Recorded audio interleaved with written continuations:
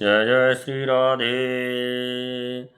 श्रीमद्भागवत महापुराण सप्तम स्कंद अथ पंचमो अध्याय। हिरण्यकशिपु के द्वारा प्रहलाद जी के वध का प्रयत्न। नारद जी कहते हैं, युधिष्ठिर, दैत्यों ने भगवान श्री शुक्राचार्य जी को अपना पुरोहित बनाया था। उनके दो पुत्र थे, षंड और अमर्क। ये दोनों राजमहल के पास ही रहकर हिरण्यकशिपु के द्वारा भेजे हुए नीति निपुण बालक प्रहलाद को और दूसरे पढ़ाने योग्य दैत्य बालकों को राजनीति, अर्थनीति आदि पढ़ाया करते थे। प्रहलाद गुरु जी का पढ़ाया हुआ पाठ सुन लेते थे और उसे ज्यों का त्यों उन्हें सुना भी दिया करते थे, किंतु वे उसे मन से अच्छा नहीं समझते थे, क्योंकि उस पाठ का मूल आधार था अपने और पराये का झूठा आग्रह। युधिष्ठिर, एक दिन हिरण्यकशिपु ने अपने पुत्र प्रहलाद को बड़े प्रेम से गोद में लेकर पूछा, बेटा बताओ तो सही, तुम्हें कौन सी बात अच्छी लगती है।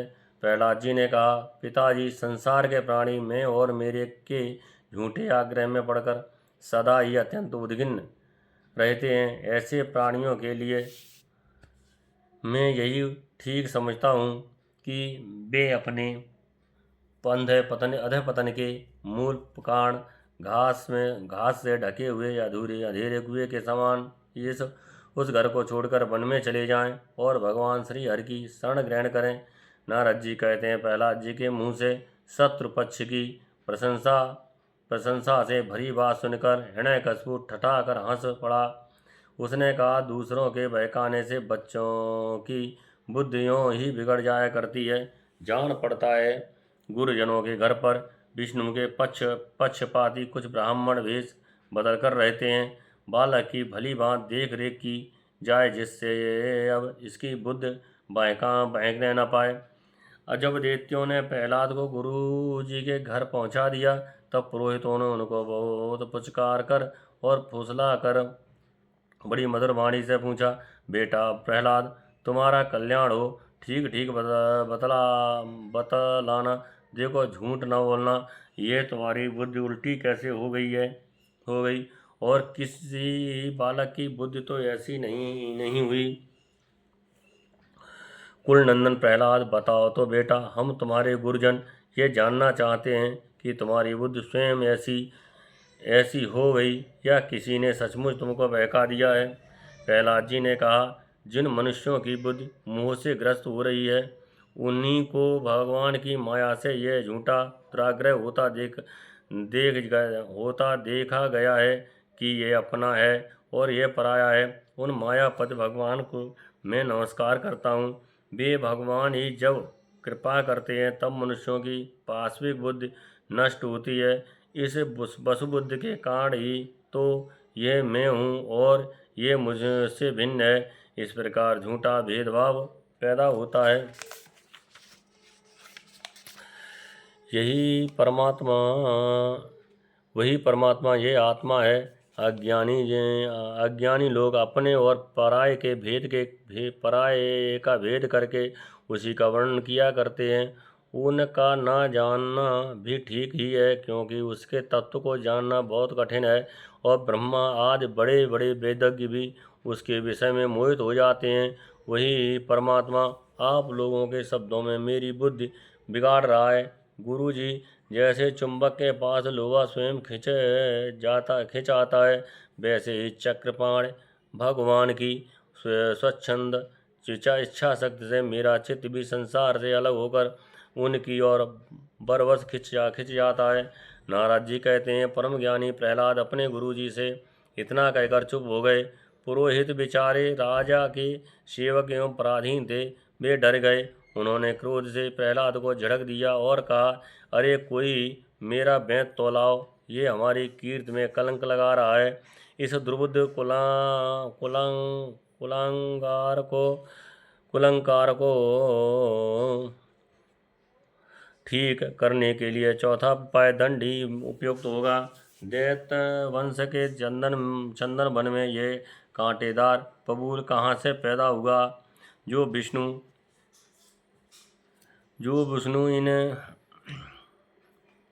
विष्णु इस वन की जड़ काटने में कुल्हाड़े का काम करते हैं।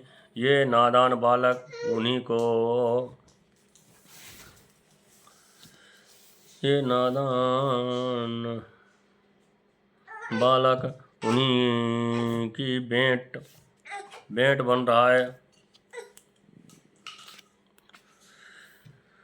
उन्हीं की भेंट बन रहा है, सहायक हो रहा है। इस प्रकार गुरुजनों ने तरह तरह के डांट डपट कर प्रहलाद को धमकाया और अधर्म धर्म काम संबंधी शिक्षा दी।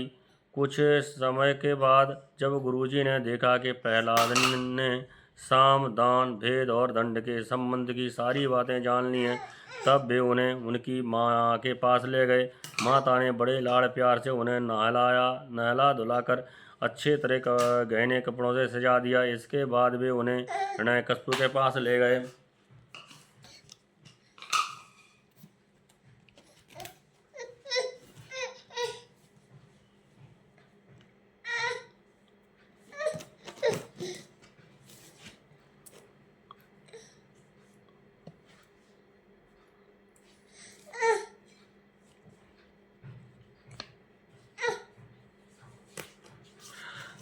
प्रहलाद अपने पिता के चरणों में लौट गए। हिरण्यकशिपु ने उन्हें आशीर्वाद दिया और दोनों हाथों से उठाकर बहुत देर तक गले से लगाए रखा। उस समय दैत्यराज हृदय आनंद से भर रहा था। दैत्यराज का हृदय आनंद से भर रहा था।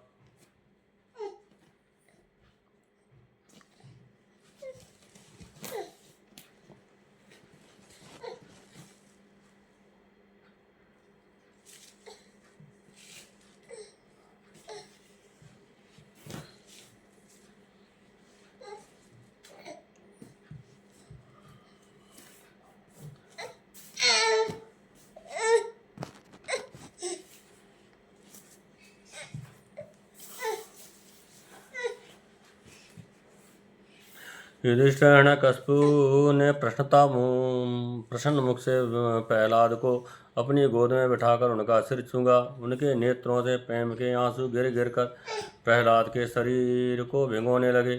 उसने अपने पुत्र से पूछा,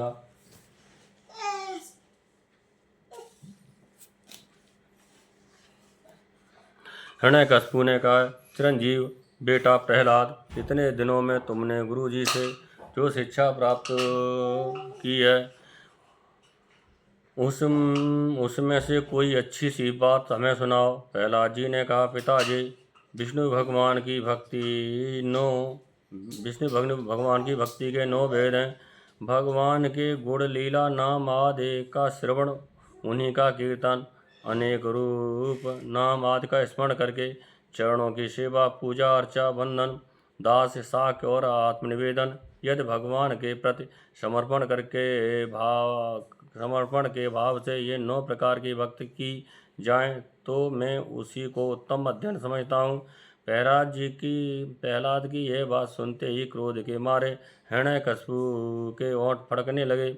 उसने गुरुपुत्र से कहा, रे नीच ब्राह्मण, ये तेरी कैसी करतूत है? द्रुपद, तूने मेरी कुछ भी परवाह न करके इस बच्चे को कैसी निस्सार शिक्षा दे दी। अवश्य ही तू मेरे शत्रु के आश्रित है। संसार में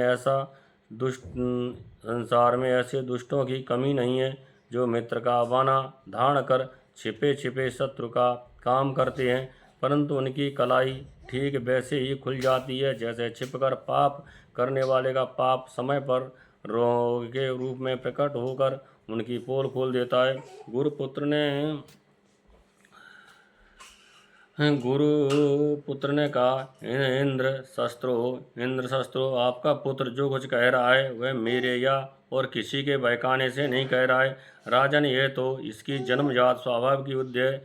आप क्रोध शांत कीजिए, व्यर्थ में हमें दोष न लगाइए। नारद जी कहते हैं, युधिष्ठिर, जब गुरुजी ने ऐसा उत्तर दिया तो हिरण्यकशिपु ने फिर प्रहलाद से पूछा, क्यों रे, यदि तुझे ऐसी अहित करने वाली बुद्धि, खोटी बुद्धि गुरुमुख से नहीं मिली तो बता कहाँ से प्राप्त हुई है?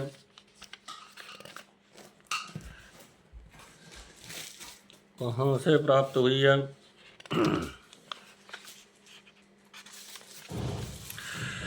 प्रहलाद जी ने कहा, पिताजी, संसार के लोग तो पिसे हुए को पीस रहे हैं, चबाए हुए को चबा रहे हैं।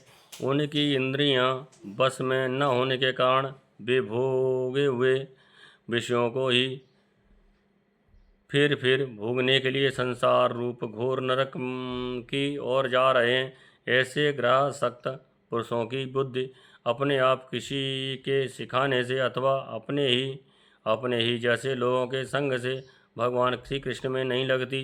जो इंद्रियों से देखने वाले ब्रह्म विषयों को बाह्य विषयों को परम इष्ट समझकर मूर्खतावश अंधों के पीछे अंधों की तरह गड्ढे में गिरने के लिए चले जा रहे हैं और वेदवाणी रूप रस्सी के काम कर्मों के दीर्घ बंधन में बंधे हुए हैं। उनको ये बात मालूम नहीं कि हमारे स्वार्थ और परमार्थ भगवान विष्णु की उन्हीं की प्राप्ति से हमें सब पुरुषार्थों की प्राप्त हो सकती है। जिनकी बुद्धि भगवान के चरण कमलों का स्पर्श कर लेती है, उनके जन्म मृत्यु पर अनर्थ का सर्वथा नाश हो जाता है। परंतु जो लोग अकिंचन भगवत प्रेमी महात्माओं के चरणों की धूल में स्नान नहीं कर लेते, उनकी बुद्धि काम कर्मों का पूरा सेवन करने पर भी भगवत चरणों का स्पर्श नहीं कर सकती।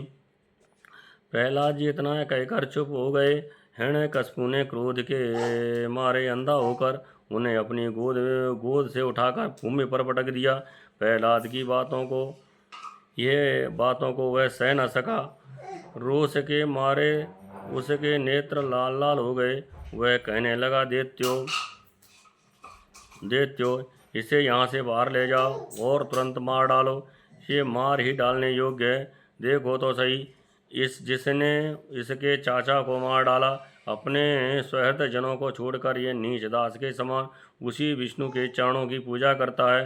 हो न हो इसके रूप में मेरे भाई को मारने वाला विष्णु ही आ गया है। अब वह विश्वास के योग्य नहीं है। 5 वर्ष की अवस्था में ही जिसने अपने माता पिता के द्रत्य वात्सल्य स्नेह को भुला दिया, वह कृतज्ञ भला विष्णु का ही क्या हित करेगा। कोई दूसरा भी यदि औषधि के समान भलाई करे तो वह एक प्रकार से पुत्र ही है, पर यदि अपना पुत्र भी अहित करने लगे तो रोग के समान वह शत्रु है। अपने शरीर के ही किसी अंग से सारे शरीर को हानि होती हो तो उसको काट डालना चाहिए, क्योंकि उसे काट डालने से शेष शरीर सुख से जी सकता है। यह स्वजन का बाना पहनकर मेरा कोई शत्रु ही आया है। जैसे योगियों की भोग लोलुप इंद्रियां इसका अनिष्ट करती हैं, वैसे ही ये मेरा अहित करने वाला है। इसलिए खाने सोने बैठने आदि के समय किसी भी उपाय से इसे मार डालो। जब हिरण्यकशिपु ने दैत्यों को इस प्रकार आज्ञा दी, तब तीखी दाढ़, विकराल बदन, लाल लाल दाढ़ी, मूछ एवं केसों वाले दैत्य हाथों में त्रिशूल लेकर मारो काटो इस प्रकार बड़े जोर से चिल्लाने लगे। पहला चुपचाप बैठे हुए थे और दैत्य उनके सभी मर्म स्थलों में शूल से घाव कर रहे थे। उस समय प्रहलाद जी का चित्त उन परमात्मा में लगा हुआ था जो मन वाणी के अगोचर सर्वात्मा समस्त शक्तियों के आधार एवं परम ब्रह्म है। इसलिए उनके सारे प्रहार ठीक वैसे ही निष्फल हो गए जैसे भागहीनों के बड़े बड़े उद्योग धंधे व्यर्थ होते हैं। युधिष्ठिर जब झूलों की मार से प्रहलाद के शरीर पर कोई असर नहीं हुआ, तब हिरण्यकशिपु को बड़ी शंका हुई। अब वह प्रहलाद को मार डालने के लिए बड़े हट से भांत के उपाय करने लगा। उसने उन्हें बड़े बड़े मतवाले हाथियों से कुचलवाया, विषधर सांपों से डसवाया, पुरोहितों से कृत्याकृच्छसी उत्पन्न कराई, पहाड़ की चोटी से नीचे डलवा दिया, संबरासुरों से अनेकों प्रकार की माया का प्रयोग करवाया, अंधेरी कोठरियों में बंद करा दिया, विष पिलाया और खाना बंद कर दिया।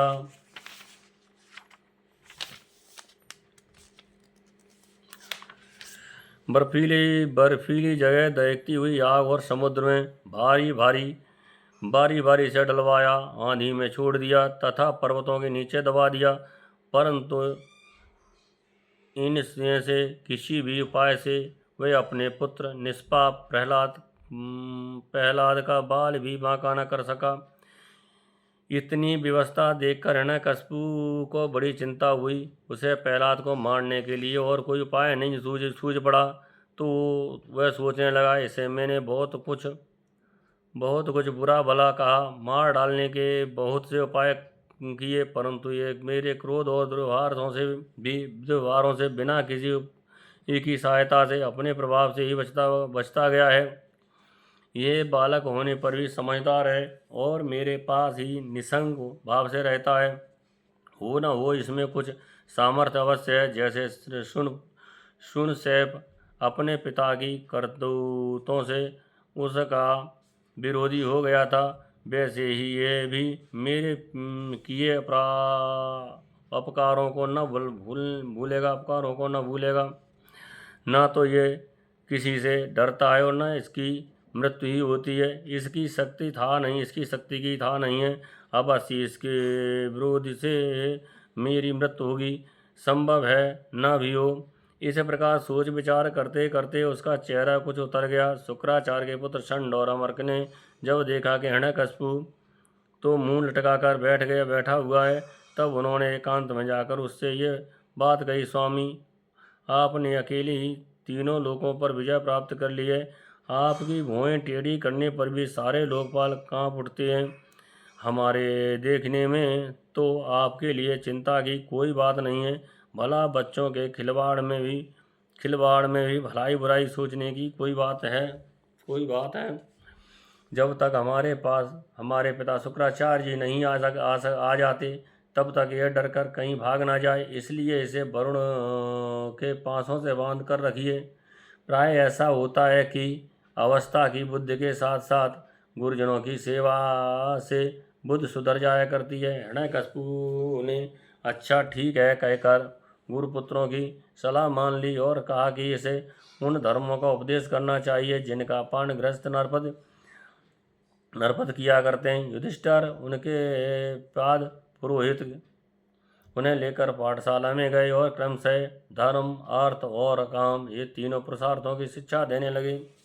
प्रहलाद वहाँ अत्यंत नम्र सेवक की भांति रहते थे, परंतु गुरुओं की वह शिक्षा प्रहलाद को अच्छी न लगी, क्योंकि गुरुजी उन्हें केवल अर्थ, धर्म और काम की ही शिक्षा देते थे।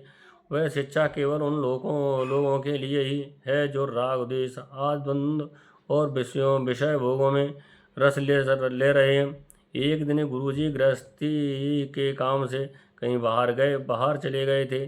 छुट्टी मिल जाने के कारण समवयस्क बालकों ने प्रहलाद जी को खेलने के लिए पुकारा। प्रहलाद जी परम ज्ञानी थे। उनका प्रेम देखकर उन्होंने उन बालकों को ही बड़ी मधुर वाणी से पुकार कर अपने पास बुला लिया। उनसे उनके जन्म मरण की गति भी छिपी नहीं थी। उन पर कृपा करके हंसते हुए से उन्हें उपदेश करने लगे। युधिष्ठिर, ये सब अभी बालक ही थे, इसलिए राग द्वेष परायण विषय भोगी पुरुष के उपदेशों से और चेष्टाओं से उनकी बुद्धि भी दूषित नहीं हुई थी। इसी से और प्रहलाद जी के प्रति आदर बुद्धि होने से उन सब ने अपने खेल कूद की सामग्रियों को छोड़ दिया और प्रहलाद जी के पास जाकर उनके चारों ओर बैठ गए और उनके उपदेशों में मन लगाकर बड़े प्रेम से एक टकी उनकी ओर देखने लगे। भगवान ने परम प्रेमी भक्त प्रहलाद का हृदय उनके पद प्रेरित करुणा और मैत्री के भाव से भर गया था। वे उनसे कहने लगे, इस श्रीमद्भागवत महापुराणे परमहंसायां संहितायां सप्तम स्कंदे प्रहलादचरिते पंचमो अध्याय। श्रीमद्भागवत महापुराण। जय जय श्री राधे।